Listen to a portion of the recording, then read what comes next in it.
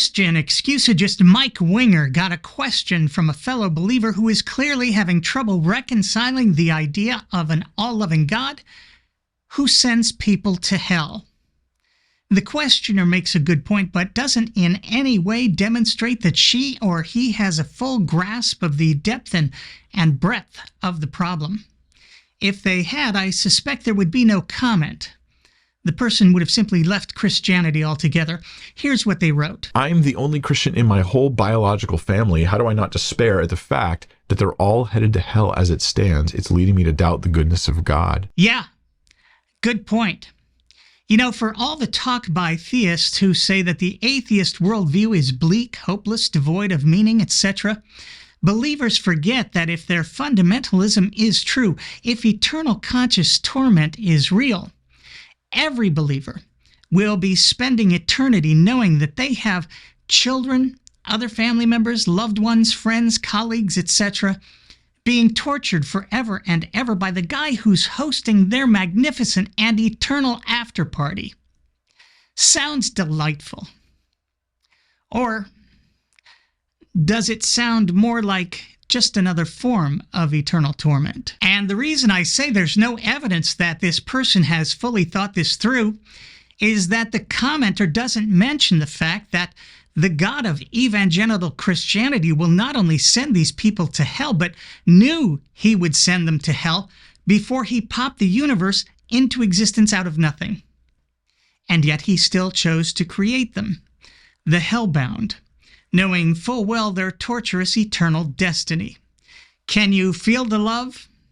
Let's see what Mike has to say. That's a struggle I think a lot of Christians have felt when they think of someone they love and care about, and they think that I don't think that person's saved. I think a lot of the viewers, people watching this, you feel that too. And I can say a few things that, do I have like the magic bullet that's going to fix this? I doubt it, but maybe I'll say a few things that I think help me. And what follows is how we know that Mike is not a thinker or a thoughtful person in any meaningful way.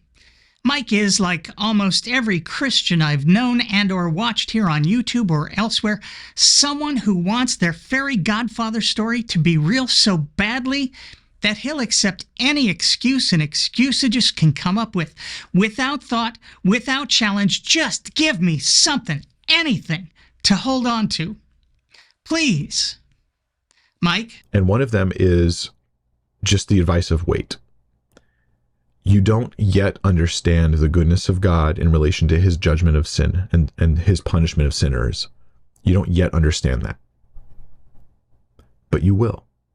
You just have to wait. Okay, so Mike is telling us that in time, we'll all come to understand how and why our children, other family members, friends, loved ones, etc., are being tormented without reprieve for all time and eternity. And it sounds like Mike has already reached that point of understanding, so I'm sure he'll explain it to us, right? In this video?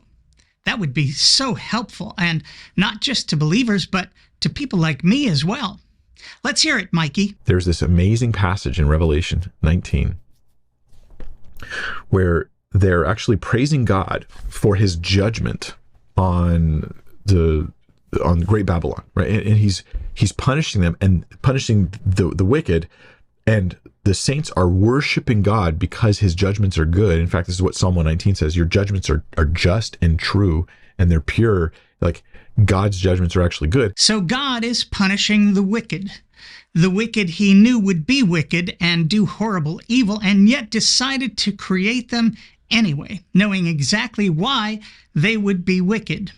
All the little things, from their genes, of which God was in complete control, to the time and place they were born into, the brain trauma they may have suffered unknowingly as children, the early malnutrition, the horrible parenting, the terrible dumb luck, the cruelty of an uncle or cousin or other kids who only pretended to be their friends, the psychological scars, etc. And despite their finite wickedness being ultimately caused by God creating them, while knowing all of this, God gives them an infinite punishment? Does that sound just and true and pure and good to you? And what about the not so wicked? The decent people who always tried to do good, who never harmed another, but simply didn't or couldn't believe Mike's wacky, dying, resurrecting God-man story. They, your children perhaps, your friends, other family members, etc., they get the same punishment as Hitler or Mao? Yeah, I guess I'll have to wait to understand that. Mike is really just channeling some of the most grotesque preaching of an earlier age. Preachers like Jonathan Edwards and Thomas Boston, who embraced hell with a vigor not seen since, well, not until Mike. It's almost plagiarism. Quote, "The sight of hell torments will exalt the happiness of the saints forever.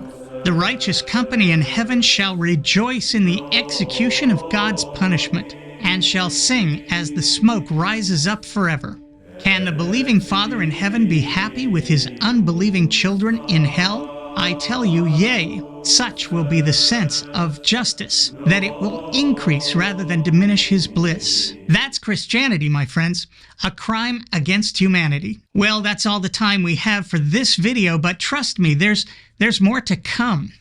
Next time, Mike will tell us how your baby's life of suffering, developing cancer just shortly after birth, and living a life of misery until it dies 19 months later is actually a beautiful thing. Once we see it through the eyes of a perfect, pure God whose judgments are just and true. Until then, I'm me. Thanks for watching.